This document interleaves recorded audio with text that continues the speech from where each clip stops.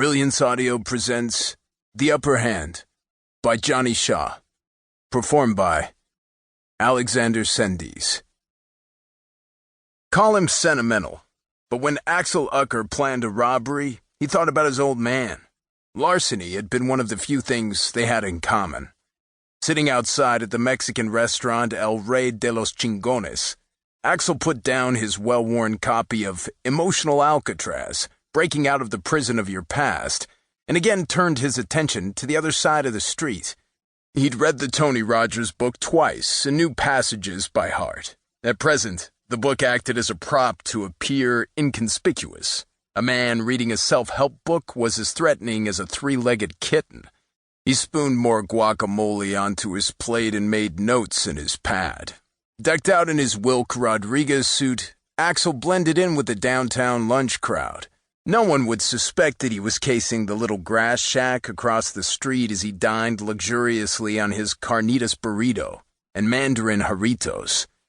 The medical marijuana dispensary did brisk lunchtime business.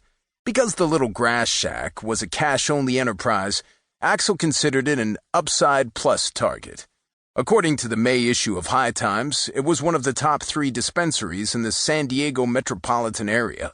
5 cannabis leaves out of a possible 5. Only Global Chillage and Planet Hollyweed ranked higher. Well fortified with the same precautions as a pawn shop in a lousy neighborhood, the little grass shack stood prepped for attack. Barred windows, razor wire on the roof, and security cameras where you would expect them. 2 in front, 2 in back, and 6 inside. No security guard, but there would be firepower under the counter. Marijuana dispensaries drew mostly amateurs. The robberies that Axel had read about were uncreative smash and grabs that lacked finesse. A good thief knew a gun was a precaution, not a plan.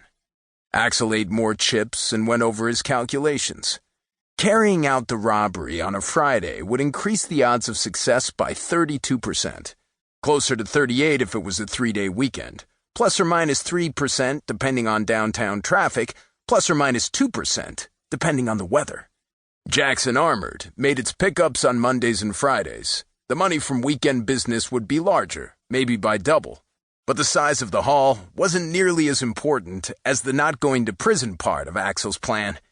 The armored car drivers on Monday were police academy rejects who took their jobs too seriously. Gun range bros with trigger fingers itching for something other than paper targets.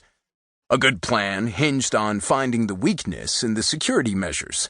A low-quality safe, an outdated alarm system, a disgruntled employee. No matter how seemingly impenetrable a wall, a patient thief could find the fissure.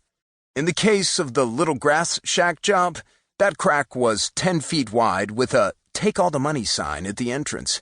That crack went by the names of Stanley Pruitt and Stephen McCrary. "Hello, boys," Axel said as the banged-up GMC Griffin armored truck pulled up to the loading zone in front of the little grass shack. One wheel went over the curb, the truck bouncing when it came off the sidewalk. The 2 Jackson armored drivers never showed up on time and looked stoned when they finally arrived. For a month, Axel had witnessed the pair leave one of the car doors open, get in a shoving match over whose turn it was to drive, and forget a bag of cash on the curb. Stanley was the senior employee of the 2. In his mid-40s, he walked like his ass hurt. An otherwise thin man with a tight beer belly that made him look like a boa constrictor digesting a globe.